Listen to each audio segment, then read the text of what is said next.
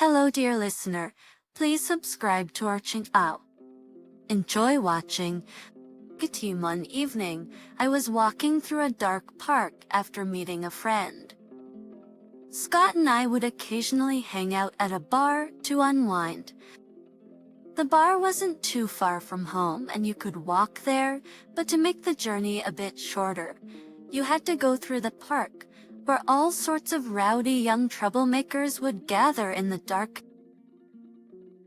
They often fueled by alcohol and weed, or worse.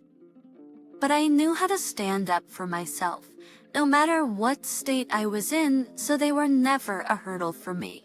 And they never bothered me, perhaps because I cut an imposing figure.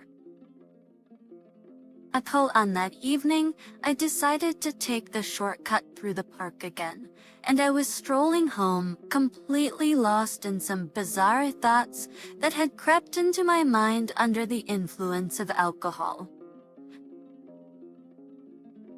I was only looking down at my feet, trying to make out the path in the darkness, stepping over small puddles and squishing through wet leaves after a heavy daytime rain. My philosophical ponderings were interrupted by a scream not far from me. I listened closely, and indeed, a girl was screaming and calling for help. That later, the dormant hero in me veered off my path and headed in the direction of the sounds. I didn't have long to walk, and beyond the next alleyway near a tree, I noticed a few people. You guys, and the girl who had gotten into trouble. I shouted to them from a distance, hoping that they would be frightened of the uninvited witnesses and go away. But they didn't seem to care about me or anyone else.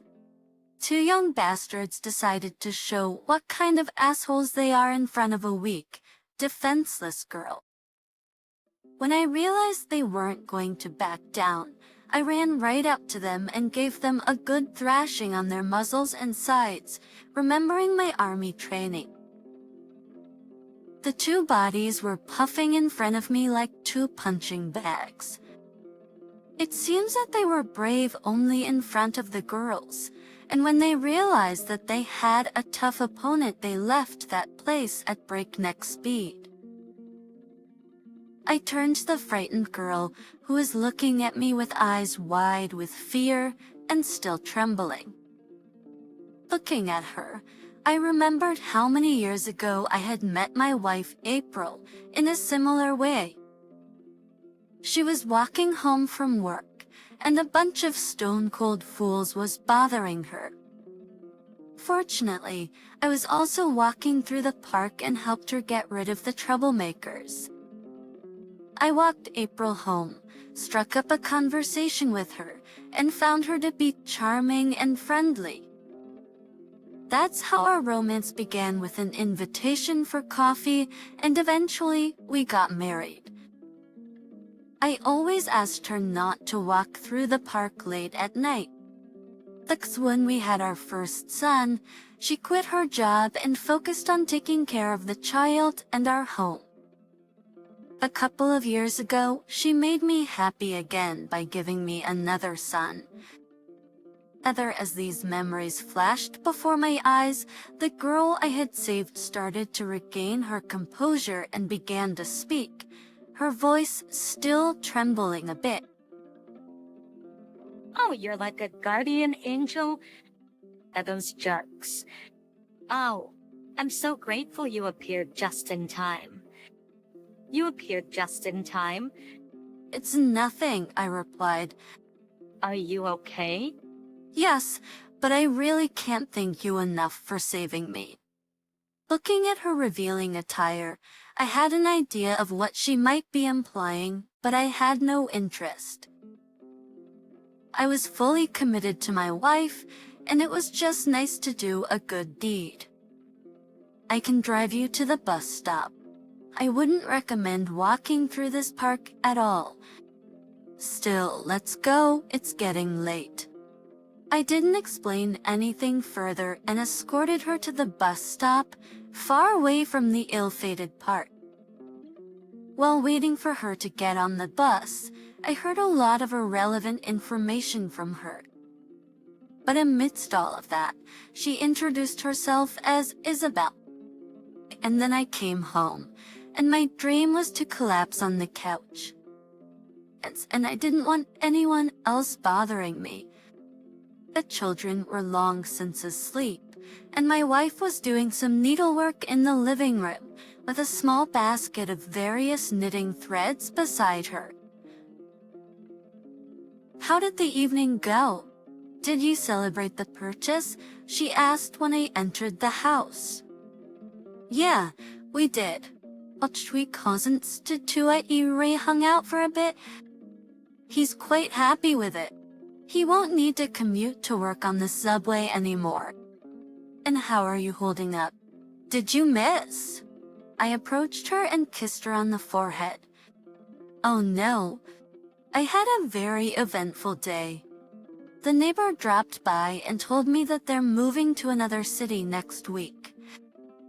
Her husband got a job transfer, so they're relocating." "Oh, that's nice. New places, new experiences."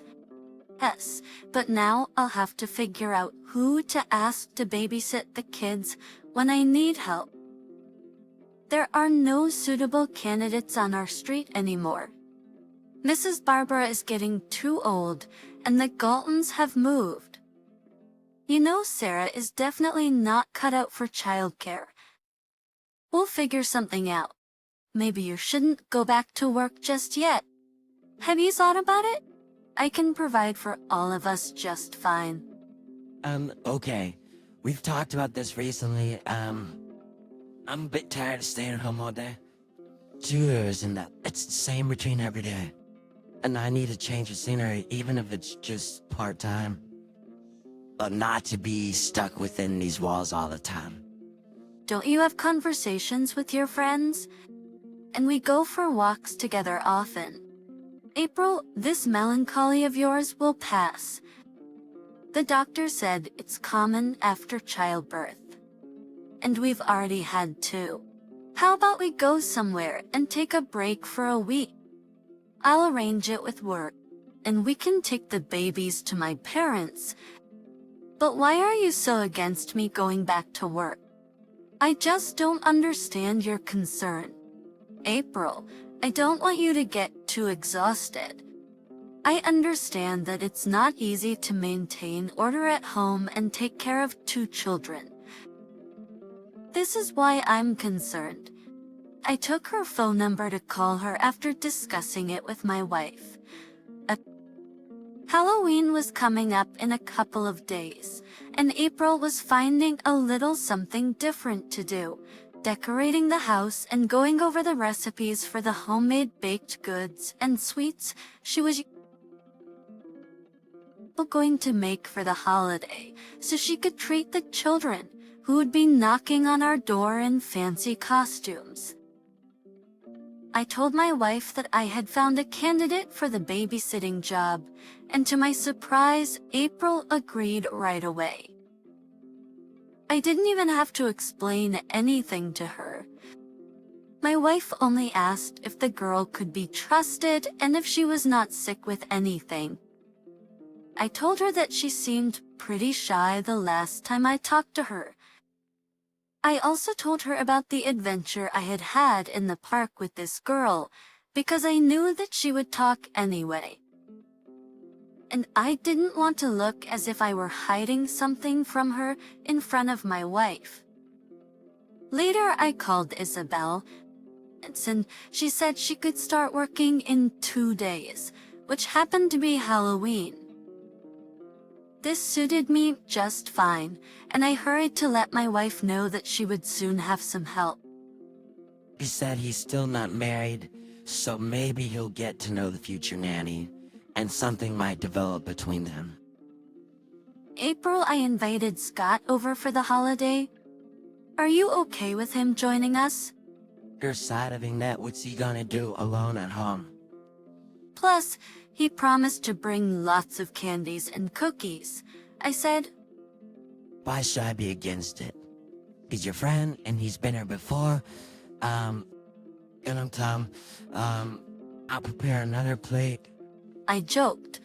Scott is the kind of guy who values his freedom. Besides, you remember that his last relationship ended quite tragically. But your idea's not bad. Maybe you're right. Let them meet and we'll see how it goes. My main concern is that she's good with the kids, and the rest is secondary. Yes, Jordan, you're right. Oh, it seems like Kevin is crying. I'll go check on him. April came out and retired to the nursery after hearing our youngest son whimpering on the babysitter's radio. And I turned on the TV to watch the news and contented myself with the fact that things were shaping up pretty well. On the evening of the holiday, Scott was running late. Everything was ready at home, and we were waiting for him and Isabel. The baby was in the living room in his playpen, while the older child was running around in a pirate costume, asking for more candy. When the doorbell rang, April went to answer it, thinking it was just another group of children. But when she opened the door, she found a young woman wearing a red cape with a huge hood covering her head.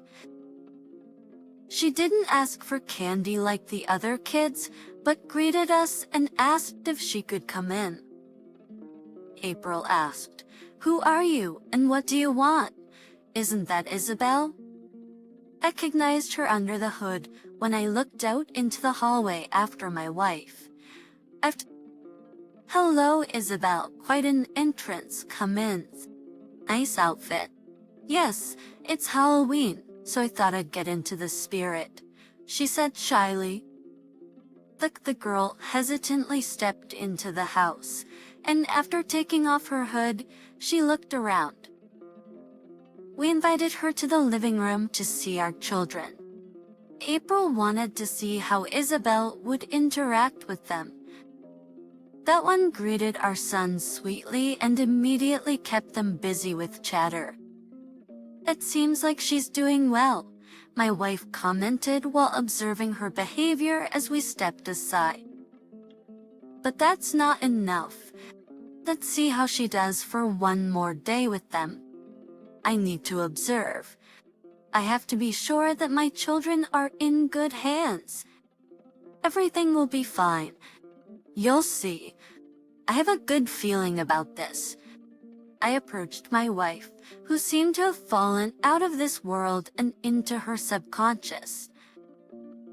At first, I just addressed her by name, but she didn't respond, so I grabbed her by the shoulders and shook her violently.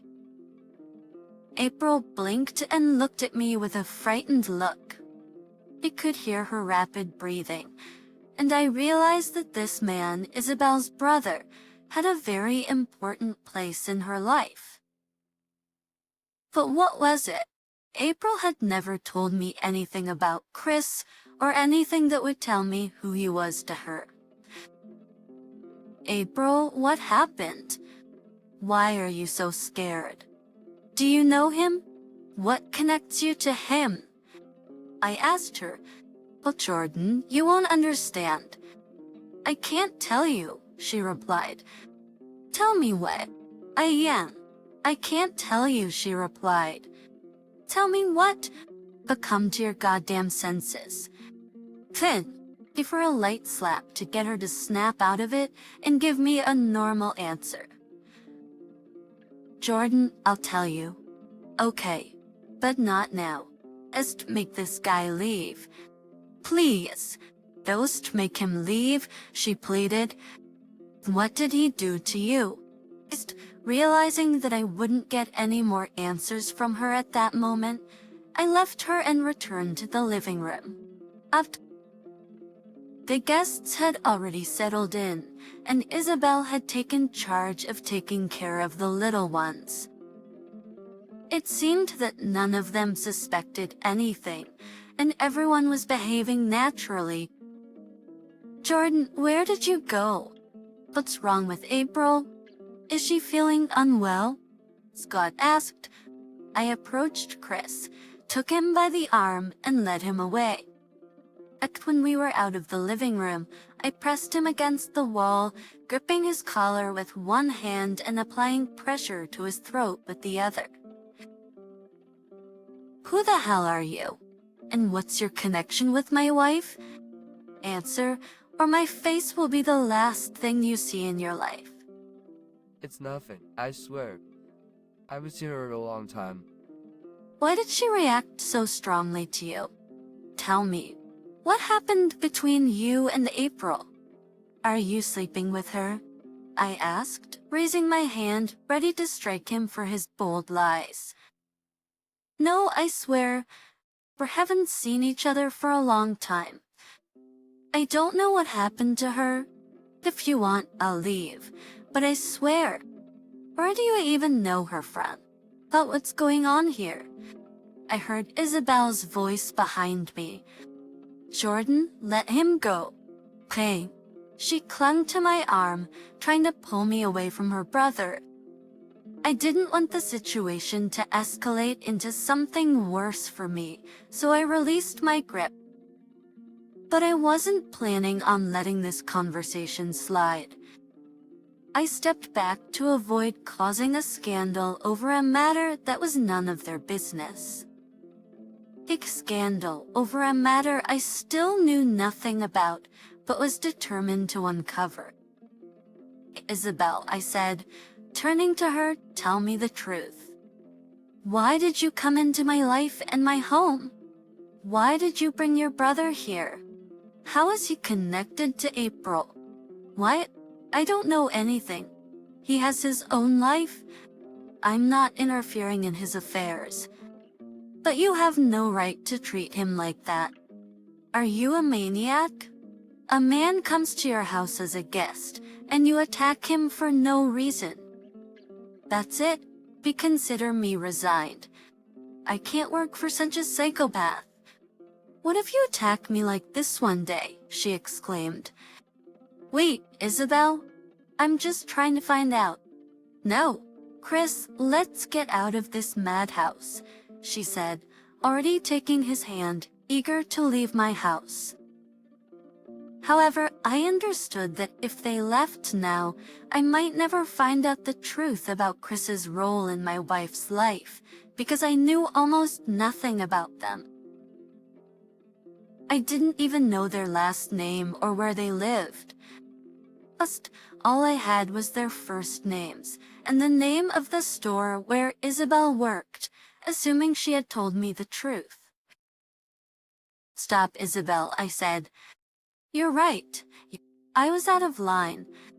I'm sorry. And you too, Chris?"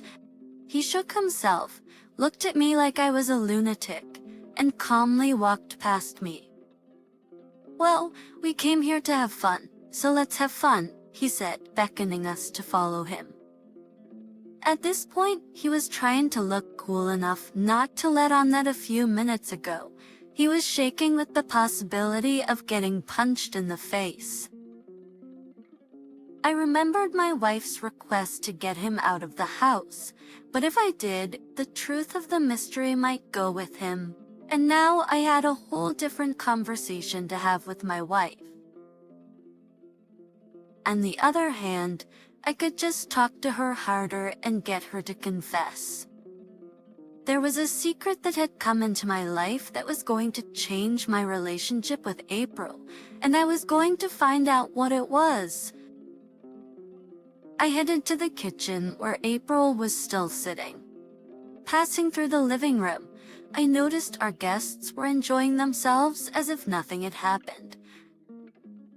I was trying to make sense of the situation, wondering if Chris really didn't know anything, or if my wife's recent episode was the result of some psychological issue, perhaps postpartum depression. But on the other hand, What if both of them were playing games with me, and the truth was much more complicated than it seemed? After all, Chris admitted that he knew April. "April, how are you?" I noticed her condition had calmed down, and she seemed to be trying to keep her composure. "For Jordan, everything's fine," she said. "I don't know what came over me really. Just forget it." "What? I almost physically attacked a man because of you. Are you in your right mind?" "Listen, April, I don't want to argue with you right now. Just argue with you right now, but you need to tell me the truth." "Who is he?" "He said that you met in the past." "When? And where? Why don't I know anything about this?" "Really? He said that?" She asked, as if feeling some relief. If you insist. Yes, we met once. A time ago. But so, I think a long time ago. But it's not what you're thinking. You were just friends. "We saw each other occasionally at parties I attended with my friend. He tried to flirt with me, but nothing happened. That's all." "Really? Then why did you react to him so strongly, as if you owed him a significant sum of money?" "Come on, tell me the truth." "Whatever it is," I pleaded with calmer tone, hoping she would reveal the real story. But she kept standing her ground. "That's all there is to it. I just had an argument with him back then, and now when I saw him, it all came back." "Seriously, Jordan, you didn't need to worry so much. Let's go. The guests are probably waiting."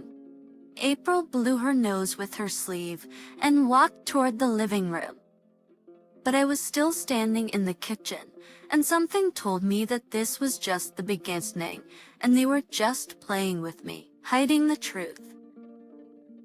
That it even occurred to me that they were actually lovers, and she just didn't expect to see him in our house.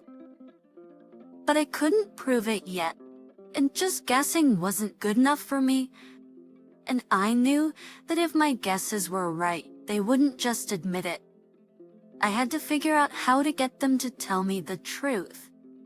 The evening passed rather cheerfully, and I tried to pretend that I was also having a good time, almost forgetting the recent incident. While everyone was enjoying themselves and sipping champagne, I continued to contemplate how to get to the bottom of the situation, observing intently whenever either April or Chris left the living room. However, neither of them did anything suspicious that could confirm my suspicions. During the night, I struggled to fall asleep, and an uneasy feeling lingered. It seemed as if shadows were constantly hovering over me, whispering bizarre things. Initially, I tried to dismiss them, but I eventually found myself listening to their eerie murmur. They seemed to be directing me towards the closet. But what could it possibly mean? Perhaps it was just my imagination running wild, stirred up by the alcohol. I reached my hand over to the nightlight and pressed the button. The shadows disappeared, and I noticed a window ajar, through which a draft was coming in and moving the curtain. Maybe that's why I thought the shadows were moving. I turned off the light and turned away, so that nothing else would distract my peace. In the morning, I awoke with a terrible headache, which left me perplexed as we hadn't consumed much alcohol the previous evening, and certainly nothing stronger than champagne. However, the dreadful feeling of a hangover had taken over my entire being. April was already up and about, having awakened earlier than me. I stumbled to the bathroom and searched through the medicine cabinet for some pain relief. After taking aspirin, I washed my face and gazed at my reflection in the mirror. I looked ghastly and was relieved that I didn't have to go to work that day. But when I came out of the bathroom, I remembered what I'd been dreaming about the night before. At first, I thought it was just illusions of jealousy tormenting me, but something was pulling me to look in the closet that the imaginary clues were pointing me to. I went to the closet and began to rummage through the shelves, but I didn't see anything suspicious there. Realizing that this vision was really just a delusion, I gave up and went downstairs for coffee and breakfast. "Listen, Jonathan," April began as I sat down at the table. "About what happened yesterday, I'd like to explain everything to you. You acted hastily, and your conclusions weren't entirely accurate. I shouldn't have reacted so strongly to his presence. I just thought I'd never see him again after our last encounter. We didn't part on the best terms, and okay, what happened is what happened. You just tell me, when was it? When did you see him? I really respect in this help heals. Actually, before you and I even met, I just didn't want to ever tell you about him. I didn't think you'd be interested in hearing about my failed romances." "Yeah, I failed romances. Last night wasn't exactly normal at all. Tell me, did you put anything in the punch?" "Like what?" "Like alcohol. I feel like I drank too much last night." Oh, I didn't. The only alcohol we had was champagne, and even then Isabel and I hardly ever drank. I'm a mother, and she had to show her responsibility to her children. By the way, she's coming over this afternoon. And we'll see how she's doing. Who knows, maybe we'll become friends. I was glad that everything had been cleared up, and now I expected life to go on quite normally without any surprises or hiccups. I loved my wife and trusted her, and now I was glad that she would have a helper and that she would feel better. Perhaps her nervousness was heightened by the fact that she had a lot to do alone. I lay in bed until lunchtime, not wanting to do anything because I didn't feel well. But soon the medicine began to take effect and I felt much better. And after lunch, just like April said, Isabel came over. She looked like she really needed a job, bringing 2 small toys and dressed like a housekeeper from the movies. "And here I am," she said cheerfully. "Jordan, April, I'm ready to start my duties. Just clarify your rules considering that someone seemed disinterested in them yesterday." She gave me a mysterious look. Isabel was trying to be very friendly, and she was trying to make friends with April. But for a moment, I wondered why, if April had known Chris for so long, she didn't know anything about his sister. It stuck in my head like a leech on a fresh wound, and from that moment on, I couldn't focus on anything else. I even wanted to ask Isabel herself, but my wife was always hovering around me, and I couldn't find a moment to talk to her. But it looked like fate had decided to give me a chance. April came over and said she was going to go to the store and leave the kids in our care, and she asked me to keep an eye on the so-called babysitter.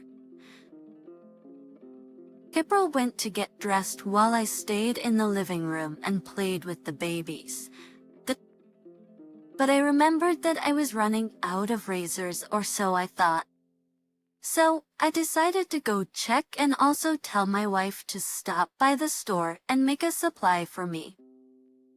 When I walked into the bedroom, I noticed that April had pretty much ducked into the closet.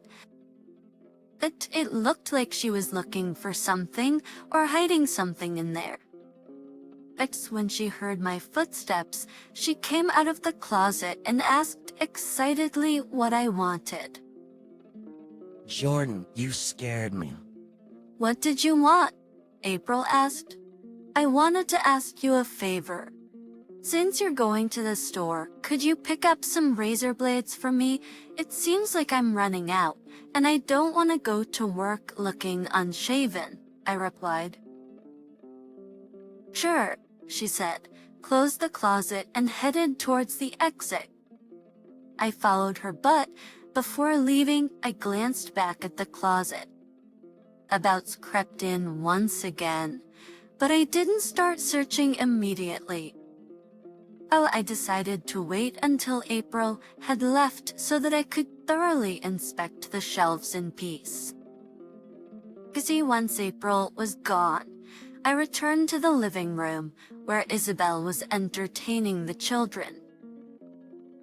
You're quite good at this, I commented. Well, I did mention I have some experience in this area. Besides, I have many talents, Jordan. You know, Jordan, I never properly thanked you for saving me in the park. What can I do for you? Don't worry. I won't say anything to April. The be Isabel, what are you doing? Checked my quietly when I noticed she was moving her lips closer to my neck. Just relax. Everything will be fine, she said, while trying to continue her advances. I finally pulled myself together and seized her hand, which she was attempting to use to embrace me. Stop. I won't allow you to do this, I said. Who are you anyway? I asked. Oh, Jordan, what are you thinking? She said. I'm sorry, I didn't mean to. You're just so... I couldn't resist. I'm sorry, she replied. You better tell me this, but don't even think about lying to me. What do you know about the relationship between your brother and my wife? Oh, so that's what interests you. What's in it for me if I tell you? For one, I won't report you to the police, and I won't reveal that your real name isn't Isabel. Isn't that right, Marie Donzales? I pulled her passport from my breast pocket and watched as her face shifted from shock to astonishment. I knew that now I would finally uncover the truth about April and Chris. The young woman sat in front of me, struggling to find the words to explain herself. She seemed to mentally chastise herself for carrying her passport with her, which I had discreetly taken from her purse when I escorted April out. I didn't know why she needed her passport that day, but I considered my discovery a valuable asset, and I had an ace up my sleeve. So what's it gonna be? Are you gonna tell me? Or should I call the police? Besides, I've got a sneaking suspicion. It wasn't just the mood and the champagne last night. So talk, you little slut, or alright. I'll tell you everything, she said hesitantly. Yesterday, when Chris and I returned home, I talked to him. Yes, I knew he had some history with a woman named April, but I didn't realize she was your wife. I told you not to lie to me, I reminded her. I'm telling the truth. I was genuinely interested in why you went after him like that. Chris and I have always been open with each other. But go on, I said impatiently. Well, he told me that he had a brief relationship with her a couple of years ago. He said that they had a short-lived romance, and on the evening when she decided to break up with him, he put something in her drink. At least that's what he told me. Maybe he wanted to be with her again. He was bragging like he'd scored a rich girl and was trying to get money from her. Unbelievable. And you try to seduce me to profit from it. Is he really your brother? Is his name actually Chris? The blush that appeared told me that she was sorry for what she'd done. I didn't know how much, but she was sorry. I squeezed her hand a little harder, hoping she'd tell me more than she had so far. Aita let go. You're hurting me? She protested. I'll let go when you tell me everything, I said firmly. I asked you a question. Answer. She paused for a moment, then said, Okay, I'll tell you. But initially, I did have a plan. But truly, I like you. I mean, when I saw you in the park that day, I still can't forget how you don't deflect from the topic. I interrupted. Yes, I'm sorry, but I'm being truthful about my feelings. Chris is indeed my brother, but he's not my biological brother. He's my stepfather's son. When my mother married for the second time, her new husband brought Chris into our lives. They grew up together. But over time, he began coming up with ideas to make pocket money for us both when we grew up.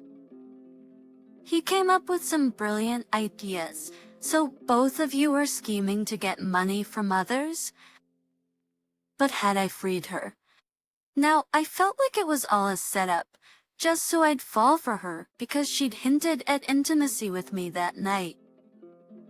What a fool I was. He said he could only come in an hour. Isabel interrupted my thoughts. What? Chris? You asked me to invite him here, she said with a hint of surprise, apparently noticing my confusion. Yes, okay. Just stay here for now. Actions I remembered that I had intended to check the closet, but that thought had completely slipped my mind until now. Suddenly, it came back to me, and I decided to do it before April returned from the store. If I found something in there, anything at all, it could provide some answers. Like, I left Isabel with the children, even though I didn't really want to, but I needed her to stay for now. I headed to the bedroom and started emptying the contents of the closet, frantically pulling everything off the shelves. But even after I had emptied it and searched through everything, I didn't find anything suspicious. This actually disappointed me a bit, even though it should have brought relief, as it would have given my wife a chance to explain herself. I leaned against the closet, thinking about how foolish I must look from the outside. Then I noticed that one of the panels on the closet didn't fit snugly. It seemed slightly shifted. It struck me as suspicious. I tried to pry it with my fingers, but my nails were too short to lift the panel. So I rummaged through my wife's cosmetics drawer and found a nail file. A few movements, and the board showed me a small hiding place behind it. Inside, there was a small bag and a stack of money. I took everything out and sat on the bed, examining it closely. Opening the bag, I found a small amount of grass and a few pills. What the hell are you doing behind my back? I asked aloud, as if someone besides my wife should answer me. I realized that April was hiding much more from me than it initially seemed. Where did she get drugs and all this money? Was she involved in something illegal? Who was the woman I was living with? I concealed everything in my pocket and returned to the living room. I even suspected that Isabel might quietly leave my house while I was gone, but she was still there, playing with the kids. You're still here? But you told me to stay for now and my passport is still with you. Besides, I told you that you... Isabel began. Enough. Can't you understand? I'm married. But you liked it when I touched you, Isabel said. When she said those words, April walked into the living room. At terror, I hadn't heard her open the front door, but I was actually relieved that she had returned. After all, I had many more questions for my wife, and I knew her actions were far more concerning. What is she talking about? April asked, apparently ready to confront the situation. It's about nothing. But it doesn't matter, I said, taking April's hand, leading her to the couch, and sitting her down. Tell me this, I began. Yesterday I asked you about your relationship with Chris. You told me he meant nothing to you. Yes, that's right. Kicking the kids out of the room at my request, leaving April and me alone. I felt a boiling anger inside me. April, I never thought you'd be such a lying bitch, I said. I believed in you.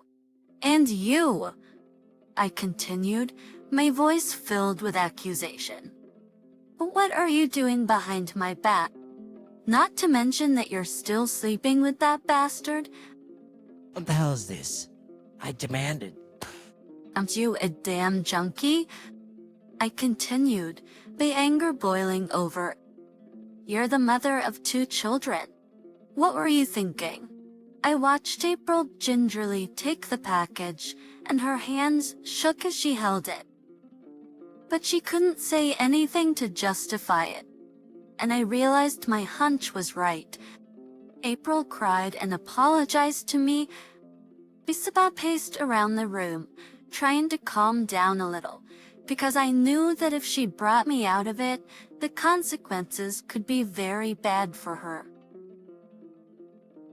But on the one hand, I even wanted to punish her in a way that she would remember for the rest of her life. And even though I had never hit a woman before, but this slut and traitor was just asking for it. Why are you silent? I asked her. I asked you a question. Jordan, you've misunderstood everything, she said. He did it all for the children. She continued, trying to justify her actions. Or for the children, I said, my voice filled with disbelief. Us don't involve the children in this. I couldn't help it and leaped towards her, grabbing her by the hair and pushing her off the couch with such force that she hit the floor, splitting her lip. How could you do this? I demanded, my voice filled with rage. How could I do what? She asked, turning to face me. Yes, I made a mistake once. She admitted, but that doesn't mean you can accuse me of all the sins in the world. Oh, so you admit you slept with him after all? I said, my voice filled with anger. When did this happen? I demanded. Tell me, you wretch. Years ago, she screamed. It happened 2 years ago, she repeated. You were away on a business trip. I went out with a friend. I just wanted to have some fun. I'm sorry. What I remembered was that during the time April was talking about, she was pregnant with our 2nd child. The horrifying thought that she might have used drugs while pregnant overwhelmed the people even more horror and rage. I sat down on the couch, trying to understand where I went wrong in our relationship, or if April had never really loved me. I didn't want to ask her anything else. It seemed that everything else could just make me angrier, and I might do something irreversible. At that moment, there was a ring at the door. I went to open it. Chris was standing there, without waiting for him to say a word. I grabbed him by the collar and shoved him into the house. After quickly closing the door, I confronted him with questions demanding to know everything. I had a victim now. of someone on whom I could vent my anger, and I was ready to get to the bottom of it. The frightened boy tried to break free of my grip and try to escape, but I didn't give him a chance to do so. Isabel, running to the noise of our fight. She saw that I was beating her brother mercilessly and tried to give way for him and somehow wrestle us apart. But I was so engrossed in beating him that I didn't notice when she was next to me and got a hard elbow to the nose. Isabel shrieked and bounced away. I, on the other hand, continued to deal with the lowlife bastard who had molested my wife and kept asking him questions. It wasn't until he realized that he couldn't just get rid of me, and I didn't care about anything else, that he admitted that he had indeed had a brief affair with my wife, and that he was trying to get money from her. But he also said that while she was dating him, she got hooked on drugs, and now they see each other from time to time, and he gives her what she needs. I let the guy go, and he fell to the floor, exhausted. Turning to my wife, who had been sitting on the couch all along. Witnessing the chaos with horror in her eyes, I noticed a deep fear in her gaze. She understood that I could do anything to her now. I looked at Isabel, who had rushed to hug her beaten brother and was looking at me. At that moment, I felt like I was in a completely different reality. Not the one I was used to, but a darker and cruel one. I called the police and turned in Chris and Isabel. It turned out that they had been wanted for fraud for a long time. April was admitted to a clinic to treat her drug addiction. The doctor said she could recover relatively quickly, as she hadn't used drugs frequently, but for me, even that was enough. I divorced her and ensured she couldn't have contact with the children. I tried to punish her in this way, but since then, I hardly ever talked to her myself, and I don't know what's really in her head. And with my children, every year when we celebrate Halloween, I tell them the story that on that day some creatures can come to bring the gift of truth into our lives. And that they should never cheat on their daddy, and when they grow up, they should never cheat on the people closest to them. These events in my life have had a profound effect on me and my thinking, but they have not changed my moral principles in any way.